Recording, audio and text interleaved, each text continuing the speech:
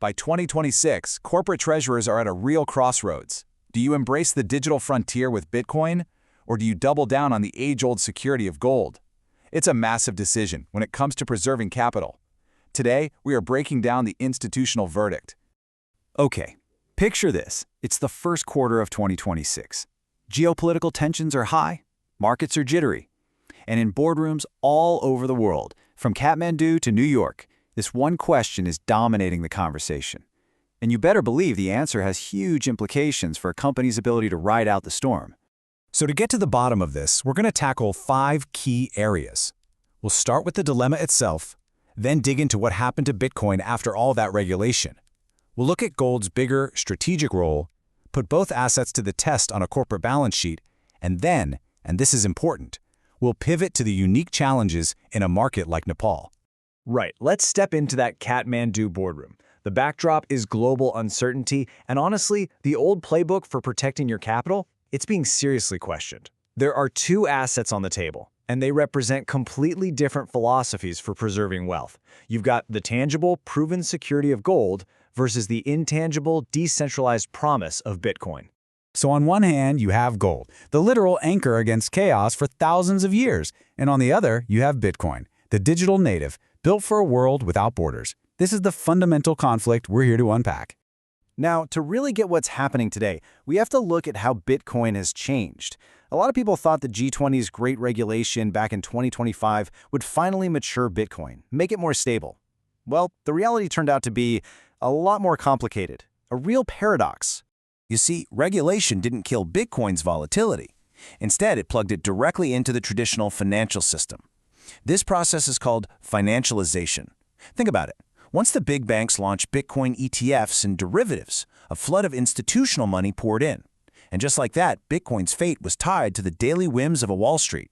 And here's the direct result. A high beta asset is just a fancy way of saying it moves with the market, but with way more drama. So after regulation, Bitcoin stopped acting like a safe haven. Instead, it started acting like a risky tech stock, amplifying the market swings instead of protecting you from them.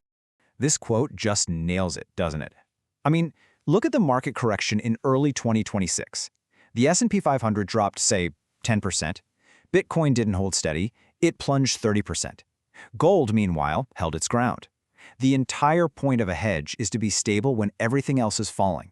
And the new, institutionalized Bitcoin, well, it does the exact opposite. All right, let's switch gears and talk about gold, because the really telling story here isn't the daily price flicker on your screen. It's about who is buying it and how much. We're talking about the world's central banks, and trust me, they are not just speculating. This is the million-dollar question, isn't it? What do massive institutions in China, India, and Turkey see in this ancient metal that makes it a top priority in 2026? Well, the answer is all about power, independence, and de-risking. What's so fascinating here is the strategic thinking. Physical gold, sitting in your own country's vault, can't be digitally frozen.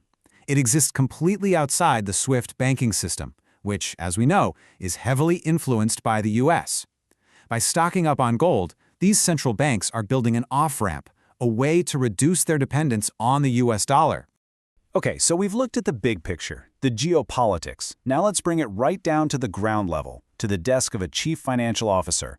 Their number one job is to preserve capital, not to gamble with it. So how do these 2 assets actually look on a corporate balance sheet? With gold, it's pretty straightforward. It sits on the books as a stable, non-current asset. It has almost no impact on your quarterly earnings. Bitcoin, though, it's an accounting nightmare. As an intangible asset, you have to use mark-to-market accounting. That means you have to constantly update its value to the current price. So if Bitcoin's price crashes, your company has to report a huge loss, even if you haven't sold a single coin.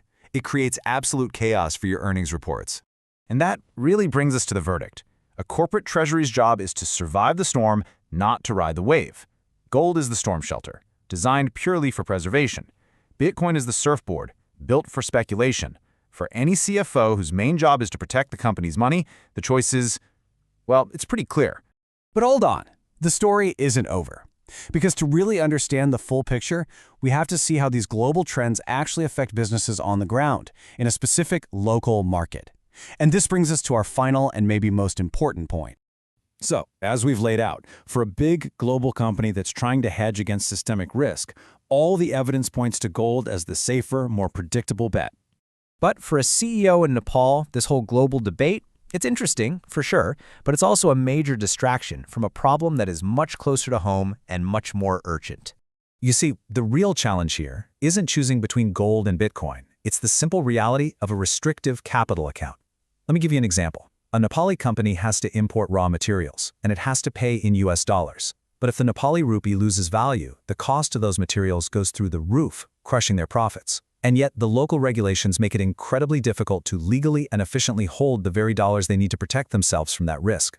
And that leaves us with this final, really thought-provoking question. For any business, really, anywhere in the world, what's more important, the specific asset you choose to hold or the basic freedom to hold it in the first place? Because when you get right down to it, the ability to choose might just be the most valuable asset there is.